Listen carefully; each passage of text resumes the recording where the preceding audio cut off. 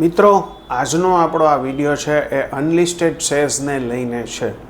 અત્યારે બજારમાં જોરદાર તેજી થઈ રહી છે. છેલ્લા ઘણા ટ્રેડિંગ સેશનથી આપણે જોઈ રહ્યા છીએ સેકન્ડરી માર્કેટમાં જબરજસ્ત ઉછાળો જોવા મળ્યો છે.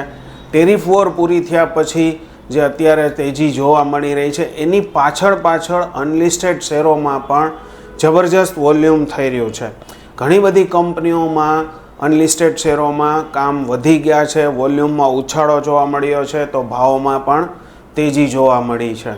ખાસ કરીને આપણે જે વાત કરવી છે એ અનલિસ્ટેડ શેરોના શું નિયમો છે, શું બ્રોકરેજ છે, ક્યારે ડિલિવરી મળે છે એને લઈને છે, અને કેટલી કંપનીઓમાં અત્યારે જે ફેન્સી અનલિસ્ટેડ કંપનીઓ છે એના નામ આ વિડીયોમાં સામેલ છે. પહેલી વાત તો અત્યારે નેશનલ સ્ટોક એક્સચેન્જ એટલે કે NSEના શેરોમાં જબરજસ્ત વોલ્યુમ જોવા મળી રહ્યું છે. રોજ લાખો શેરોના કામ અનલિસ્ટેડ શેરોમાં NSEના અત્યારે જોવા મળી રહ્યા છે. બધા બ્રોકરો અનલિસ્ટેડ શેરોમાં કામ કરી રહ્યા છે. ભાવની વાત કરીએ તો 1500થી 1600 સુધીના ભાવોમાં NSEમાં કામ થઈ રહ્યા છે. ખાસ નજીકની જ વાત કરીએ તો 1570થી 1600ની વચ્ચે NSEના શેરોના કામ અત્યારે હાલમાં શેર બજારમાં અનલિસ્ટેડમાં થઈ રહ્યા છે.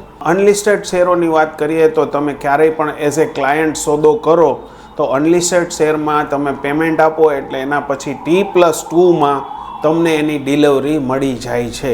માનો કે તમે સોમવારે ટ્રેડ કર્યો તો બુધવાર સુધીમાં તમારા ડીમેટ એકાઉન્ટમાં શેર મળી જાય છે. બીજું ખાસ એ કહેવાનું છે કે અનલિસ્ટેડના શેરોમાં લેતી વખતે ખાસ ધ્યાન એ રાખવાનું છે કે એનો લોકિન પીરિયડ હોય છે એ 6 મહિનાનો હોય છે.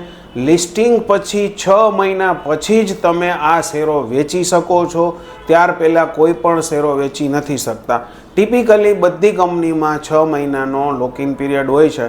હા, લિસ્ટિંગ પહેલાં તમે ધારો તો એ શેર તમે વેચી શકો છો, પરંતુ લિસ્ટિંગ પછી તમે આ શેરો વેચી નથી શકતા. માનો કે IPO આવ્યો જ નથી અને તમારે એ શેર વેચી દેવા છે, આજે લીધા મહિના પછી વેચવા છે તો તમે વેચી શકો છો, પરંતુ એક વખત IPOનું લિસ્ટિંગ થઈ જાય પછી આ શેરો તમારે માર્કેટમાં વેચવા હોય તો ત્યાર પછી 6 મહિના પછી જ વેચી શકાય.